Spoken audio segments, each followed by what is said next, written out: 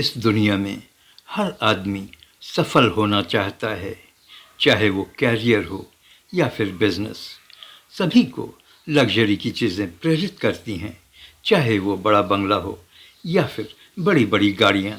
लेकिन इसके लिए लगन की ज़रूरत होती है, मेहनत की ज़रूरत होती है, साथ ही साथ एक स्ट्रैटेजी और नीतियों की भी ज़रूरत होती है। लेकिन ये चाहत होते हुए भी कितने लोग इन सब चीज़ों को फॉलो कर पाते हैं और अंत होता है एक असफलता में, एक हार में। ऐसे लोगों के हार की क्या वजह हो सकती है?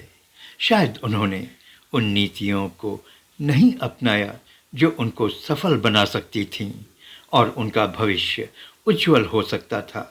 अब जब हम नीति की बात कर रहे हों तो ऐसे में आचार्य चाणक्य को कैसे भूल सकते हैं? कहा जाता है कि वक्त कितना भी बदल गया हो, लेकिन आचार्य चाणक्य की नीतियों में आज भी बहुत दम है। चाणक्य कहते हैं कि असली विजेता वही है जो हार को अंत नहीं बल्कि एक नई शुरुआत मानता है। आचार्य चाणक्य ने अपनी नीति में ऐसी कई बातों का जिक्र किया है, जैसे हार के बावजूद भी इंसान सफलता की ऊंचाइयों को छू सकता है। आज लोगों के जीवन में कई बार ऐसा वक्त आता है जब लोगों की समझ में नहीं आता है कि उन्हें क्या करना चाहिए और क्या नहीं। सालों पहले नीतियों के जानकार आचार्य चाणक्य ने जीवन से जुड़ी ऐसी कई तमाम समस्याओं और परिस्थितियों को ध्यान में रखकर कई अनमोल सूत्र दिए जो आज भी कारगर हैं। चंद्रगुप्त मौर्य ने आचार्य चाणक्य की नीति को अपनाते हुए मौर्य वंश की स्थापना की थी और सफल रहे थे। आइए उन 7 अनमोल नीतियों के बारे में जानने और समझने की कोशिश करते हैं। पहला, आचार्य चाणक्य के अनुसार किसी दुष्ट राजा के शासन वाले राज्य में रहने से बेहतर दूसरे प्रदेश में रहना है। उनका कहना है कि किसी दुष्ट मित्र के साथ रहने के बजाय अकेले रहना और बुरी स्त्री के बजाय बगैर स्त्री के रहना अच्छा है। चाणक्य के अनुसार जीवन भर इंसान इनकी वजह से परेशान रहता है। उसको अपने दुखों, अपमान, नुकसान या भविष्य की योजनाओं को किसी के साथ साझा नहीं करना चाहिए, भले ही वह उसका कितना ही करीबी दोस्त क्यों न हो, क्योंकि वह कब शत्रु बन जाएगा पता नहीं।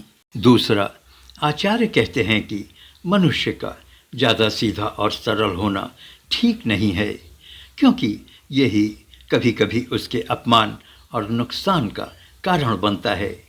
दूसरों की गलतियों से उसे सीखना चाहिए और ऐसी गलतियों से उसे बचना चाहिए। उनका कहना है कि मूर्ख व्यक्ति गलती को दोहराता है, जबकि बुद्धिमान व्यक्ति दूसरे की गलतियों से सीखकर आगे बढ़ता है। तीसरा, आचार्य चाणक्य के अनुसार भौतिक सुख की कामना करने वालों को विद्या की उम्मीद छोड़ देनी चाहिए और विद्या को प्राप्ति की कामना करने वालों को सुख को छोड़ देना चाहिए। यानी कि मनुष्य का सबसे बड़ा शत्रु उसका खुद का मन होता है। जो व्यक्ति अपनी भावनाओं और इच्छाओं पर काबू कर लेता है, उसके लिए सब कुछ आसान हो जाता है। चौथा, चाणक्य कहते हैं कि आप प्रकृति को बदल नहीं सकते, आपको प्रकृति के अनुरूप अपने आप को ढालना चाहिए। जैसे आप किसी भेड़िए को बकरी नहीं बना सकते, उसी प्रकार आप किसी दुष्ट को सज्जन व्यक्ति में नहीं बदल सकते। दुष्ट हमेशा दुष्टता का ही आचरण करेगा।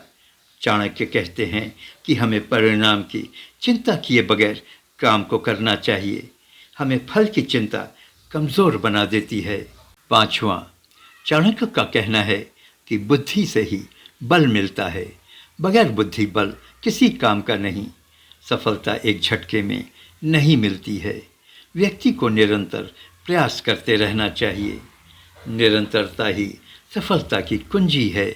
छठा, आचार्य चाणक्य का कहना है कि शक्तिशाली शत्रु को उसके अनुकूल ही आचरण कर उसे परास्त करना चाहिए। पहले प्रार्थना करना चाहिए, यदि काम न बने तो बल का प्रयोग करना चाहिए। ज्ञान को अपना असली हथियार बनाएं। धन और बल कभी भी खत्म हो सकता है। ज्ञान से हर चीज का समाधान खोजा जा सकता है।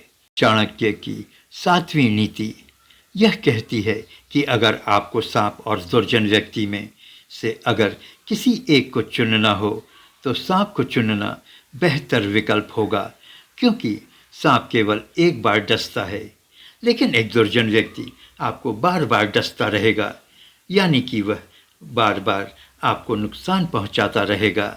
चाणक्य कहते हैं कि कठिन समय में धैर्य रखना चाहिए।